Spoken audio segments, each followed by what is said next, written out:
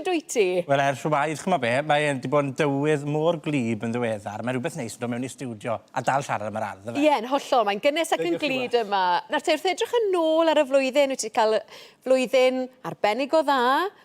Beth yw'r uchafbwyntiau? Waw, ie, wel, mae wedi bod yn flwyddyn, mae wedi bod yn chwyrlu gwgan o flwyddyn, mae wedi bod mor brysur, a mae wedi bod yn brysur am y resymau gorau, ti'n modd. Ond uchafbwynt, heb os na goni bai efo, oedd cael mynd lan i Linden gyda ti, dy fe, ti'n modd, i Hampton Court, dy fe, i... Dyna oedd efo'r yn gobeithio ti'n mynd i ddweud. Na, o ti wedi cael gwahoddiad wrth gwrs, yn dy fe, i'r sioe RHS, i gyfarch ac i anerch. Do, i sôn mewn ffordd, mae'n mhrofiad i o arddio yng Nghymru a'r siwrne o ran fel dwi wedi addasu'n ffordd i o arddio. A dde jyst yn bleser, achos yn amlwg, mae'n llwyfan fawr, mae'n llwyfan ryngwladol. Dwi'n arddwr o'r Llewen Cymru, dwi'n falch o le wy'n dod, ond mae'n neis cael rannu hwnna tu hwnt i Gymru hefyd yn aml, efe. O, nes ti jobyn ardderchog, mae rai dweud, ac oedd hi'n dda bod ni yna'n ffilmio ran heno.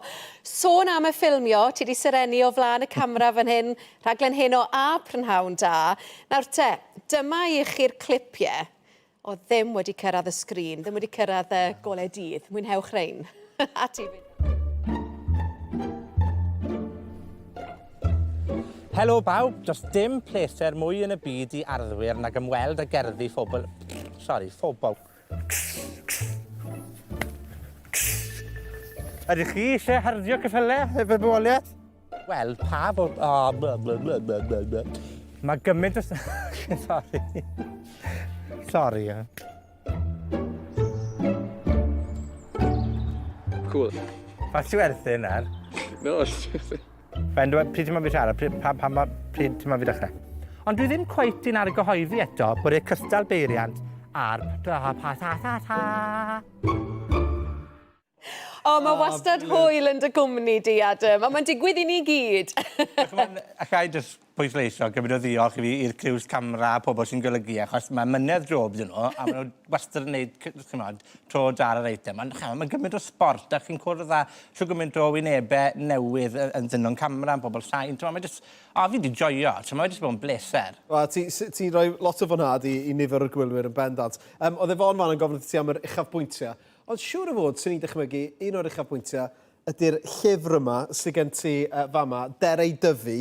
Be di hanes y llyfr yma a sy'n ma'n mynd? Wel ie, chymod, adeg con flwyddyn diwetha oedd hi, o'n i'n sgrifennu'r llyfr, oedd y lolfa wedi cysylltu i weld os yna gyfle i greu llyfr garddio i blant. A dde wastad yn rhywbeth o'n i eisiau wneud, chymod, o'n i eisiau rannu mewn ffordd gwybodaeth am arddio, bod i ddim yn gwybod bod rhywbeth gymleth, mae yna wybodaeth sylfaenol iawn yn y llyfr. A'r syniad yw bod chi tywys pobl yn yr ardd, plant ifanc, chymod, roed hyder i nhw i difu bwyd. A chymod, unwaith chi wedi profi'r wefn o difu rhywbeth mor syml â thaten, wel, mae'n wefr sydd aros â chi yn beth. A chai ddweud yna yn blaen, chymod, os ych chi'n mynd i dyfu chysiau chi hunan, chi'n teimlo fel superhero, chi'n teimlo fel bod chi wedi cyflawni rhywbeth i hwnt i bob reswm.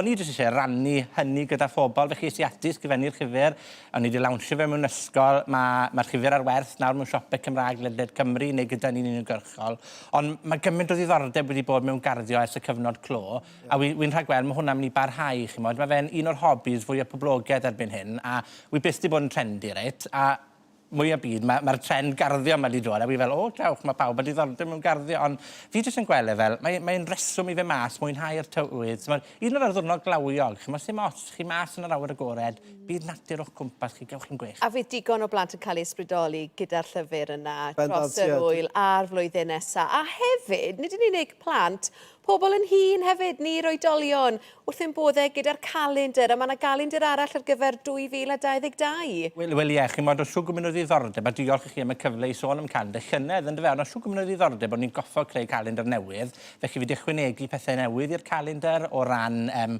cofnod i'r cnydau, geirfa, i ddysgu geiriau Cymraeg i unigolion hefyd, chi'n gwybod, a Saesneg hefyd o ran y chysiau. Felly mae'n calendar sy'n ganllaw blynyddol i helpu ni yn yr ardd trwy'r flwyddyn gron.